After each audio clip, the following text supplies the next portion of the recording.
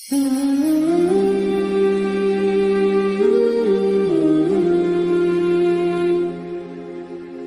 حسبتم ان تدخلوا الجنہ، کہا تم سمجھتے ہو کہ جنت میں یوں ہی چلے جائیں گے؟ تم سے قبل جو لوگ تھے انہیں جھنجھوڑ کے رکھ دیا گیا، یہاں تک کہ وقت کا جو نبی تھا وہ بھی پکار اٹھا مالک تیری مدد کب آئے گی؟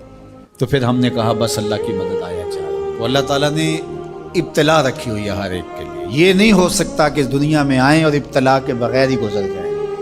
کوئی آدمی ایسے ہی گزر جائے، ایسے نہیں ہو سکتا، ابتلا سے اس کو گزرنا پڑے گا جیسے بھی گزرے۔ اللہ مال دے کے بھی آزماتا ہے اور غربت دے کے بھی آزماتا ہے، یہ دونوں آزمائشیں ہیں اس کی۔ کبھی صحت دے کے آزماتا ہے، کبھی بیماری دے کے آزماتا ہے، کبھی فراغت دے کے آزماتا ہے، کبھی مصروفیت سے آزماتا ہے، کبھی بھوک سے آزماتا ہے، کبھی انواع و اقسام کے کھانے فراواں دے دیتا ہے۔ اب آزمائش ہوتی ہے، تو آزمائش تو ہے۔ اور حضور علیہ السلام سے حضرت ابو سعید خدری رضی اللہ تعالیٰ عنہ ملنے گئے تو آقا کریم علیہ السلام بخار میں مبتلا تھے، حضور کے اوپر لحاف تھا، کمبل تھا، تو انہوں نے کمبل کے اوپر ہاتھ رکھا تو بخار کی گرمی، جو جسم گرم ہو جاتا ہے بخار سے، وہ گرمی کمبل کے اوپر سے محسوس کی۔ حضرت ابو سعید نے عرض کی یا رسول اللہ یہ کیا؟ فرمایا ہم کو تکلیفیں دوہری ملتی ہیں، اجر بھی دوہرا ملتا ہے۔ سب سے زیادہ تکلیفیں انبیاء کو آئی، سب سے زیادہ تکلیف نبیوں کو پہنچے، پھر جو نبیوں کے خاص لوگ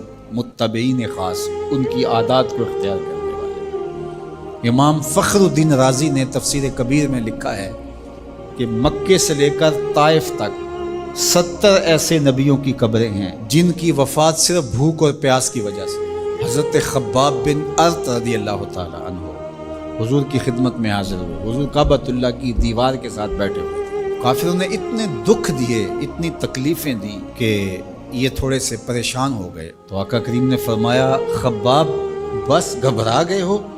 تم سے قبل ایسے لوگ بھی گزرے ہیں جس کے جسموں کو لوہے کی کنگھیوں سے چیرا گیا، حتیٰ کہ ان لوہے کی کنگھیوں کے دندانے کے نشان ان کی ہڈیوں پہ پڑے، ان کی لکیریں ان کی ہڈیوں پہ آئیں اور یوں لوہے کی کنگھیوں سے ان کی بوٹیاں نوچی گئی۔ ان کو کہا گیا دین کو چھوڑ دو، انہوں نے کہا جو کرنا ہے کر لو، ہم دین کو نہیں چھوڑ سکتے۔ حضرت زکریا کے سر پیارا رکھ کے پاؤں تک چھین دیا گیا، لیکن پڑھو ان کی سیرت، ان کی زبان سے اف بھی نہیں نکلی، زخم پہ زخم کھا کے جی، خون جگر کے گھونٹ پی، آہ نہ کر لبوں کو سی، یہ عشق ہے دل لگی نہیں۔ تو خوشی ملے تو تب بھی اور غم ملے تو تب بھی، جو دائرے میں رہتے ہیں وہی کامیاب اور بامراد ہے۔ ظفر اسے آدمی نہ جانیے چاہے جتنا بھی ہو صاحب فہم و ذکا، ظفر اسے آدمی نہ جانیے چاہے جتنا بھی ہو صاحب فہم و ذکا، جسے عیش میں یاد خدا نہ رہی، جسے تیش میں خوف خدا نہ رہا۔ عیش کی زندگی ہو یا تیش کی زندگی ہو، خوشی کا موقع ہو یا مرحلہ غم ہو، امتحان میں یہ دیکھا جاتا ہے کہ کون سرخرو اور کامیاب ہوتا ہے۔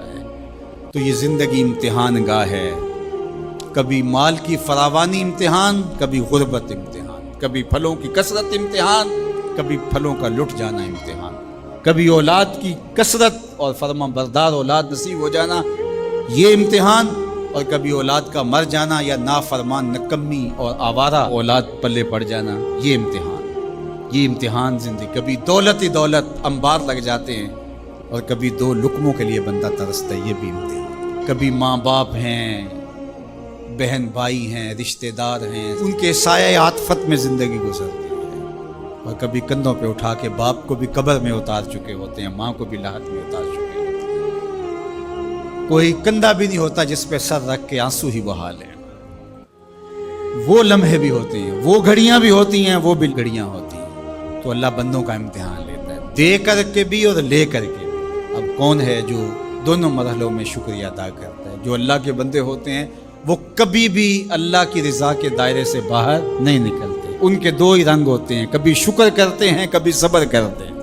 نہ ملے تو صبر کرتے ہیں، مل جائے تو شکر کرتے ہیں، اور پھر ان کے پاس فراوانی ہو تو اپنے اطراف میں رشتہ داروں کو، اعزاؤں کو، اقربا کو، گلی محلے کے لوگوں کو، جو ایسے حالات کے اندر جس کے پاس فراوانی ہے وہ اپنا مال لوگوں کی ضرورت کے لیے نہیں نکالتا، وہ ناکام ہے امتحان میں، چاہے وہ کوئی بھی ٹائٹل رکھتا ہو، چاہے پیر کا ٹائٹل اس کے پاس، چاہے عالم کا ٹائٹل اس کے پاس، چاہے وہ سیاستدان ہو، چاہے وہ کچھ بھی ہو، اس مشکل وقت پر جو ضرورت مندوں کے کام نہیں آتا، اگر اس کے پاس گنجائش ہے تو وہ امتحان میں ناکام ہو گیا ہے، جو اللہ نے امتحان لیا اس میں ناکام ہو گیا۔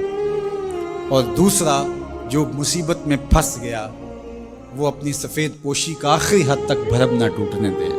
تو میں اور آپ لمحہ لمحہ امتحان گاہ میں کھڑے ہیں۔ میں ممبر پہ بیٹھا ہوں تو میں بھی امتحان میں ہوں، آپ یہاں بیٹھے ہیں آپ بھی امتحان میں ہیں، فیکٹری کے مالک بن کے سیٹ پہ بیٹھے ہیں آپ بھی امتحان میں ہیں، اقتدار کی مسند پر بیٹھنے والے سب سے بڑے امتحان میں ہیں، کیونکہ سب سے زیادہ تو ان سے پوچھا جائے گا نا۔